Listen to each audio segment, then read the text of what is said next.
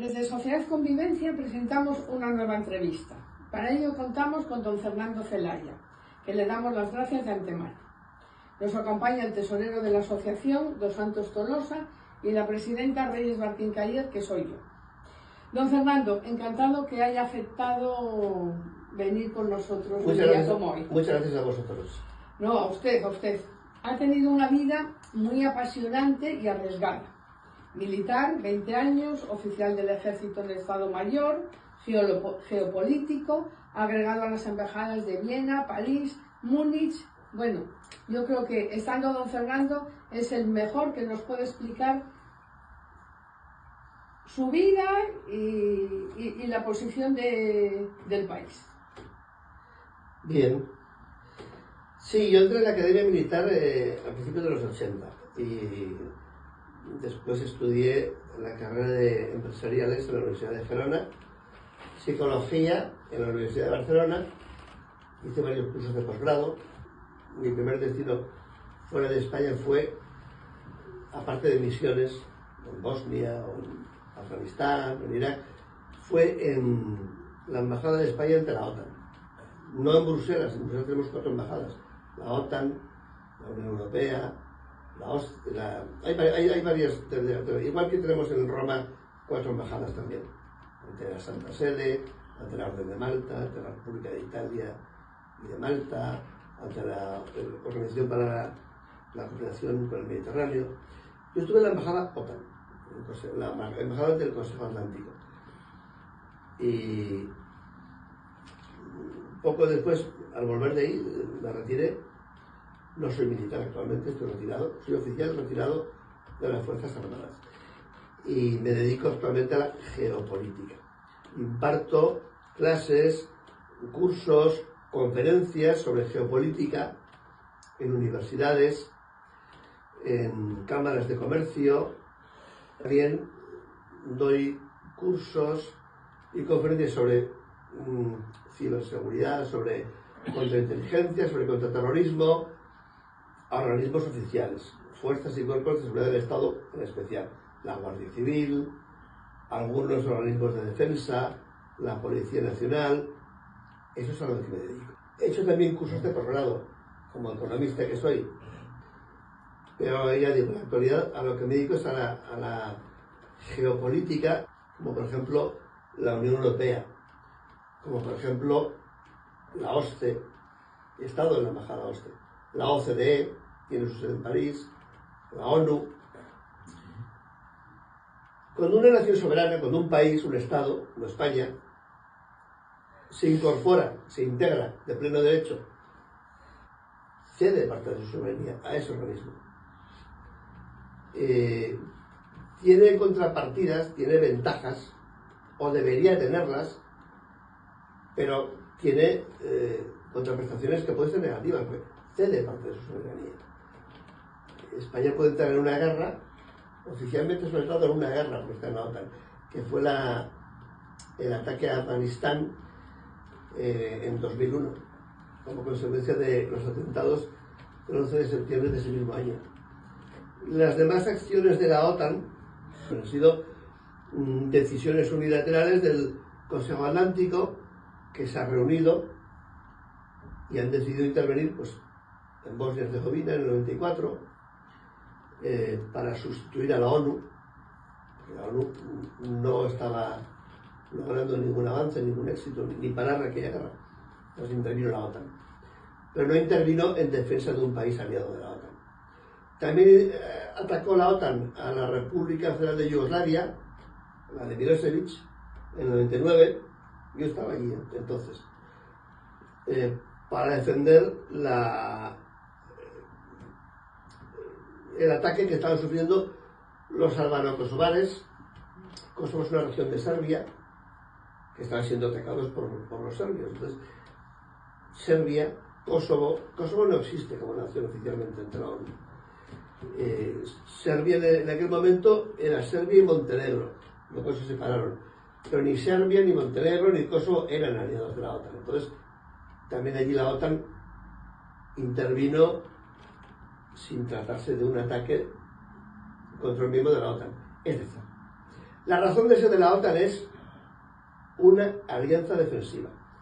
Cuando un país de la OTAN es atacado por una potencia extranjera, que no es de la OTAN, se reúne el Consejo Atlántico, se invoca el artículo 5 y todos los miembros de la OTAN solidariamente apoyan al miembro atacado. Es decir, que quien ataca a un país de la OTAN es como si los atacase a todos. Pero eso no ocurrió ni en Bosnia, ni en Kosovo, en ningún conflicto de la OTAN, salvo en Afganistán. Ahí sí. Los atentados fueron el día 11 de septiembre de 2001. El día... Yo estaba ahí en la OTAN, en la sede de la OTAN. Nos mandaron a casa y el día 13, 2 días después, se reunió el Consejo Atlántico y se declaró la guerra. Fue la primera declaración de guerra formal de la OTAN, salvo Japón y Rusia, que están en guerra, Israel, que también está en guerra declarada. Fue la primera vez que países occidentales declararon una guerra, pero también se produjo un fenómeno peculiar, y es que fue la primera declaración de guerra que se produjo formalmente sin decir contra quién. Se dijo contra cualquiera que esté detrás de estos atentados que se han producido contra Estados Unidos, contra Washington y contra Nueva York, contra Manhattan. Más tarde se supo que el autor era el grupo terrorista Al-Qaeda y que estaba amparado por el régimen talibán de Afganistán. Entonces se atacó a Afganistán casi de inmediato. Pero ocurre que al año siguiente España tuvo un ataque, un mini ataque, un microataque. Una docena de militares marroquíes entraron en un islote que ni es marroquí ni es español, hay un statu quo, el islote de Perejil. Y entonces España pidió ayuda a la OTAN, y la OTAN dijo que eso no era de su competencia, como no lo es Ceuta, como no lo es Melilla, y tampoco la bahía de Alhucemas, el peñón de las Islas Chafarinas, no están bajo el paraguas de la OTAN. A los pocos días, las Fuerzas Armadas Españolas, de tierra, de mar y de aire, y la Guardia Civil desembarcaron en Perejil. No hubo muertos, hubo heridos, hubo un chaval que al saltar de helicóptero se rompió un tobillo. Pero vamos, que fuimos nosotros quienes echamos a los marroquíes de Perejil para luego marcharnos de Perejil, que no puede haber nadie, no puede haber ni marroquíes ni españoles de Perejil. Se puede utilizar el islote, pero esto es una forma de ver que hemos cedido soberanía a la OTAN, pero quizás debimos negociar mejor nuestro ingreso en la OTAN. Quizá. Yo no voy a decir que lo hicieran mal. Sabrán más que yo, supongo, los políticos.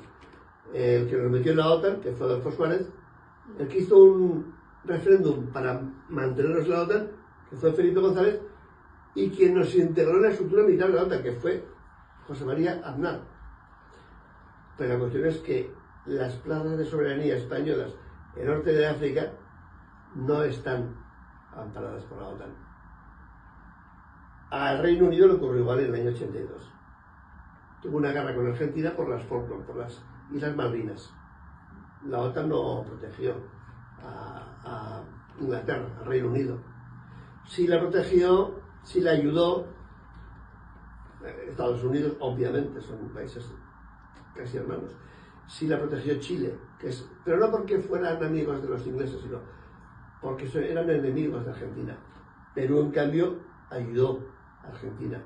España ha ido a Argentina diplomáticamente, no le envió ningún arma, pero Perú envió los famosos misiles Exocet, con los que hundieron a bastantes destructores británicos, los argentinos. Si hubiese tenido 20 destructores más, 20 misiles más, ahora las Malvinas serían argentinas. O no, eso nunca se puede saber. La cuestión es que debemos plantearnos si es conveniente o no ceder soberanía. En el caso de la Unión Europea, a veces la soberanía que hemos cedido ha servido para tener que acatar resoluciones del Tribunal de Estrasburgo. Y eso ha hecho que tengamos que soltar a asesinos de la ETA varios años antes de cuando les hubiéramos soltado con nuestro sistema judicial. Luego está la ONU, que se fundó en 1945 con el objetivo de evitar las guerras, o si se desarrollan, pararlas. La ONU no ha parado nunca ninguna guerra, ni la ha evitado jamás. Y luego hay otra cuestión que es alianzas internacionales, organismos supranacionales que no tienen nombre, pero que existen.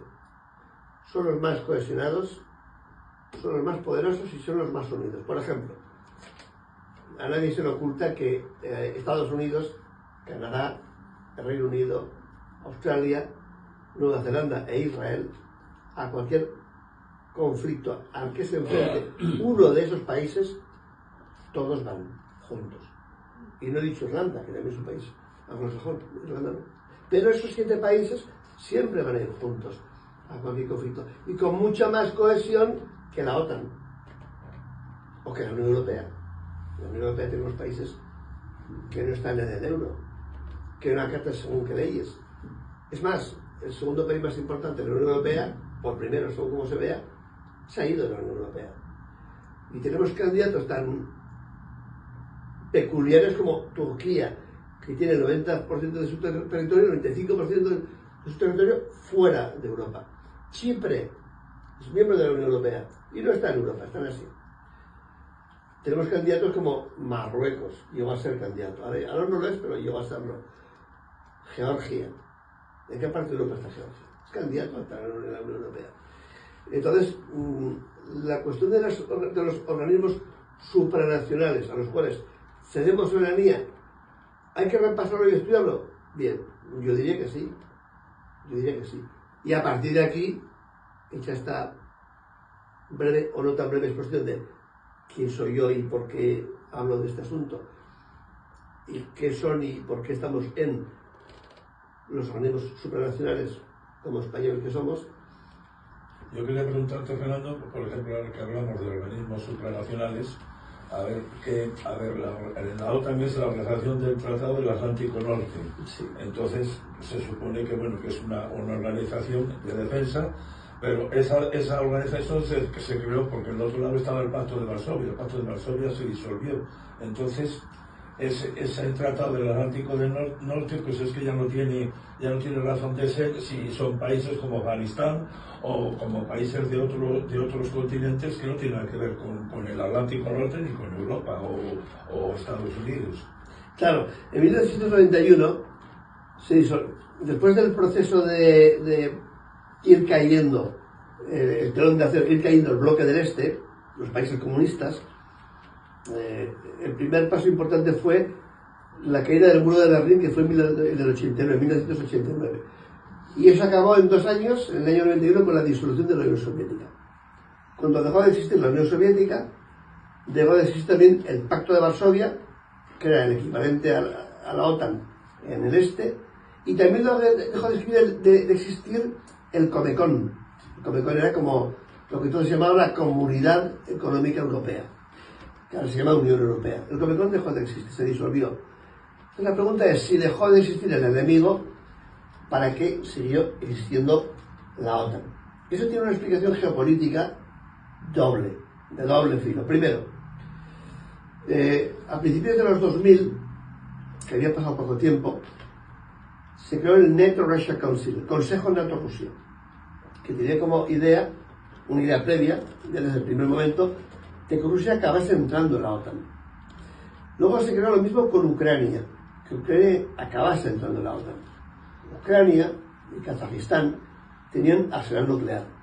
Lo entregaron a Rusia para que Rusia fuera heredera geopolítica de todos los deberes y derechos de la Unión Soviética. Por eso Rusia actualmente tiene derecho permanente de veto en el Consejo de Seguridad de la ONU. Tiene derecho a ser legítimamente potencia nuclear, como las potencias ganadoras de la Segunda Guerra Mundial, que son oficialmente China, Francia, Rusia, como heredera de la Unión Soviética, Estados Unidos y el Reino Unido. Y aquí nos podríamos preguntar, ¿Francia ganó la Segunda Guerra Mundial? ese día yo no fui a clase. China ganó la Segunda Guerra Mundial. Yo ese día debía estar en el proctólogo. Bueno, pues esos 5 países son los que tienen derecho a veto permanente y derecho a arsenal nuclear legítimo. Pero hay otros 4 países que tienen arsenal nuclear. ¿Qué ocurre con el arsenal nuclear? Que cuando haces una prueba nuclear y demuestras que tienes bombas atómicas, ¿qué van a hacer? Corea del Norte, Pakistán, la India, Israel tienen un arsenal nuclear y además importante. Entre 45 cabezas nucleares Corea del Norte hasta en torno a las 160, 190 de los otros 3. ¿Y qué ocurre? Que ante un escenario así, viendo cómo están las cosas en Afganistán, en Irán, se movió hacia un nuevo enemigo que era el sudeste planetario, incluida China, según desde qué perspectiva y según desde cuál no, pero está Indonesia con 300 millones de habitantes. Está Pakistán, la India, Irán. Entonces se decidió que la OTAN siguiera existiendo y que incorporase a países del este. ¿Qué ocurrió? Que yo recuerdo perfectamente, en 2004 entraron 10 países del este, algunos incluso de la Unión Soviética. Estonia, Letonia y Lituania entraron en 2004 en la OTAN. Y entró Rumanía, entró Bulgaria, entró de países del este. Pero el viejo plan, el antiguo plan de hace 20 años, de que Rusia se incorporase también a la OTAN como aliado, desapareció. Al contrario. En cambio, sí siguió la idea de que Ucrania entrase en la OTAN, de que Moldavia entrase en la OTAN, de que Georgia entrase en la OTAN. ¿Y por qué no entran? Pues no entran por una razón muy sencilla. Cuando un país está en conflicto, parte de su territorio está invadido o está en guerra, no puede entrar en la OTAN hasta tanto no se resuelva ese conflicto. Y Georgia tiene Abjasia en la costa del Mar Negro y Osetia del Sur, al norte, que se han declarado independientes, con ayuda rusa, hay que decirlo. Moldavia no ha entrado en la OTAN porque todo el este del río Dniester, Transnistria, se declara independiente. El ruso lo tiene como idioma oficial, usa el rublo y tiene entre 1.500 y 2.000 soldados rusos que garantizan que Moldavia no vaya a anexionarse de nuevo a Transnistria. Curiosidad geopolítica es que Transnistria tiene frontera con Ucrania. ¿Y Ucrania por qué no puede entrar en la OTAN? Pues porque, como sabemos, desde 2014 que empezó el conflicto hasta 2022 en que Rusia invadió por su propio oficialmente Ucrania, pues está en guerra. Como está en guerra y está una parte de su territorio en conflicto, no puede entrar en la OTAN. Se puede negociar cuál es la nueva frontera, o si los rusos se van, o si se quedan, y la parte sobrante, la parte que quede de Ucrania, o toda Ucrania, si los rusos deciden marcharse, o si los ucranianos consiguen echarles, que entren en la OTAN. Pero bueno, no parece que a los rusos les entusiasme mucho esa idea. Es una situación real del mundo. No sé si te he contestado. Sí. No, lo único que se están invirtiendo ingentes cantidades de dinero en armamento para Ucrania. Entonces eso puede también afectar a todas las economías y eso, a ver si ahora, por ejemplo, con la nueva administración de Estados Unidos, teniendo en cuenta que su jefa de inteligencia parece ser que tiene buena amistad con Putin, si podrán llegar a un acuerdo, porque Estados Unidos, o sea, Donald Trump ya ha dicho que no, que eso de soltar tanto dinero en armamento, pues que eso ya no puede ser, es que va a correr peligro toda la economía de todos los países de la OTAN, vamos, a este paso. El problema es que Ucrania está recibiendo el apoyo de la OTAN sin ser de la OTAN y de otros 6 países más. Hay 33 países ahora mismo que están enviando grandes cantidades de dinero, armamento, material, están poniendo sanciones contra Rusia y contra otros países, pero estamos a 4 de diciembre, enero, 2 meses y poco, ahora 3 años que empezó la guerra abierta en Ucrania, y los rusos siguen avanzando pues como son los rusos, despacio, pero sin pausas, pero sin prisa. Entonces llegará un momento en el que los países occidentales se aburrirán, se cansarán o se extenuarán, se quedarán sin dinero, sin recursos. Toda la chatarra, literalmente, que podemos mandarle ya se la hemos mandado. Ahora ya hay que empezar a mandarles armamento nuevo. Y eso vale mucho dinero. No podemos comprarlo nosotros. Tenemos un portaaviones. España es uno de los pocos países del mundo que tiene portaaviones. Tenemos un portaaviones con aviones Harrier más viejos que los padres de los pilotos. Y estamos pensando en mandar a Ucrania. ¿Qué vamos a mandar a Ucrania nosotros? Si estamos gastando el 1% en defensa y la otra que exige el 2% del Producto Interior Bruto en defensa. Alemania se está descalabrando industrialmente por ayudar a Ucrania. Estados Unidos se encuentra con una situación de 3 años de ayudar a una guerra. Cuando empezó la guerra de Ucrania, la guerra abierta, cuando Rusia entró ya en Ucrania, Estados Unidos venía, junto con la OTAN y junto con otros 15 o 20 años más, de perder, en medio de un ridículo espantoso, una guerra en Afganistán. Nosotros perdimos la guerra en Afganistán. 110.000 talibanes nos echaron de allí. Los aviones despegaban y la gente se agarraba, los pobres infelices se agarraban a los aviones y caían al vacío. Fue como cuando los Estados Unidos fueron echados de Vietnam, de Saigón, y los helicópteros llegaban a los portaaviones, y como venían más helicópteros, tiraban los portaaviones al mar para que aterrizasen, tomasen otros helicópteros y poderse escapar de allí. Es un ridículo espantoso. 20 años contra el país, uno de los países más pobres del mundo, 40 potencias atacando a esos 110.000 o los 200.000 talibanes, para que nada más marcharnos tomen el poder en 24 horas. ¿Se puede hacer un ridículo mayor? Hay que tener mucha imaginación. Mucha imaginación. En Irak igual, en Irak invadimos Irak, nosotros, porque nuestro presidente de gobierno dijo que era una muy buena idea invadir Irak en 2003, porque tenía armas de destrucción masiva.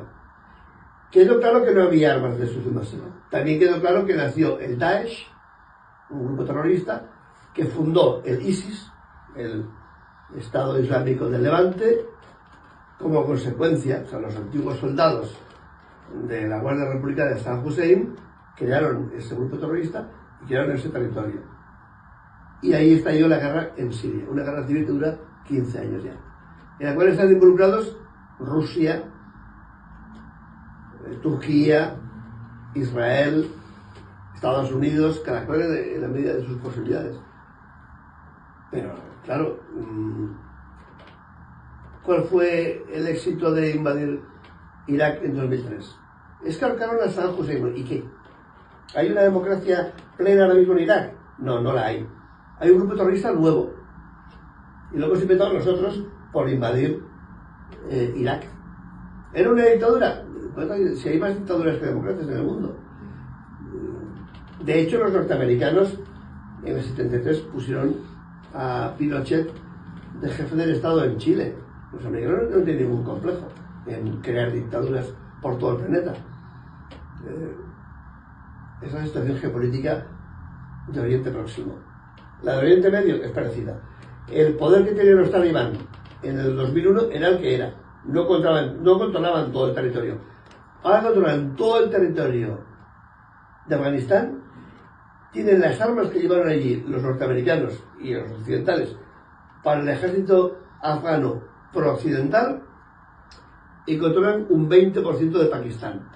El fenómeno talibán no es un fenómeno afgano. Son estudiantes, son talibán. Los talibán son estudiantes del Corán pakistaníes que entraron en Afganistán y se hicieron con el control. A Osama Bin Laden no lo mataron, no lo capturaron en Afganistán, lo capturaron en Pakistán. Es un país que tiene muchísima influencia, el movimiento talibán. Y ahora hablando del conflicto sirio, del ejército islámico, y todo esto, y bueno, también es que es curioso también que, bueno, mientras, por ejemplo, Siria es apoyada por Rusia, por alguna otra potencia, y eso, ¿de dónde le llega al ISIS ese dinero? Porque da la casualidad que en los territorios que ha controlado el ejército islámico hasta ahora, ha bajado la población cristiana del 10 al 2%, se han hecho un exterminio del que no se habla, pero ahí está.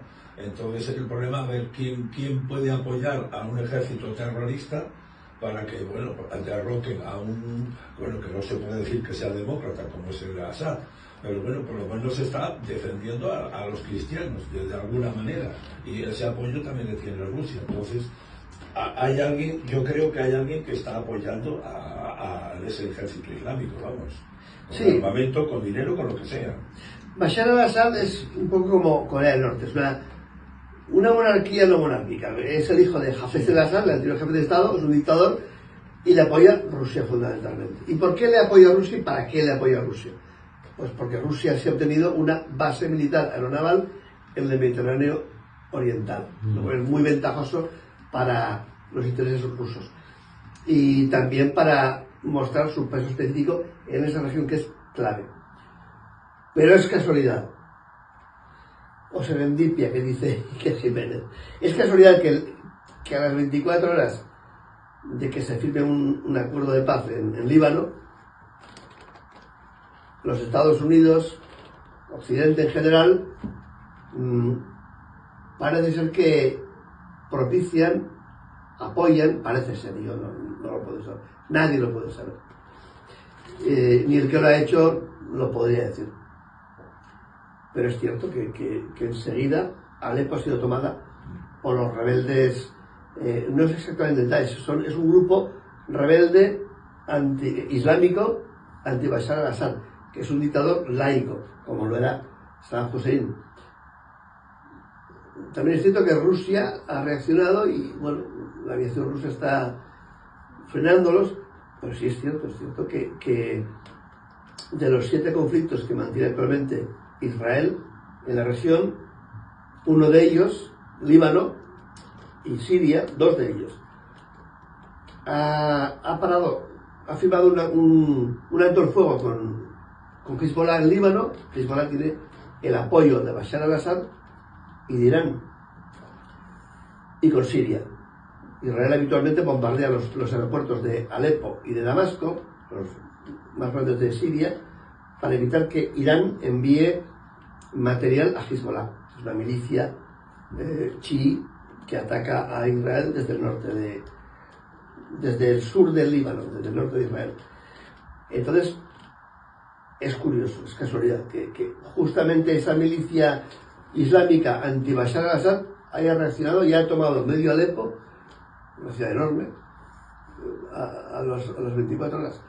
Pero bueno, Israel tiene el mismo conflicto en 7 puntos: en Siria, en Irán, en Yemen contra los hutíes, en Gaza, obviamente, en Cisjordania se ha reactivado también, en Líbano, que ha firmado un alto el fuego, y en Irak. En Irak también, porque hay milicias que son chiíes. Y Irak es un país con mayoría chií, entonces obviamente apoyan a Hezbollah.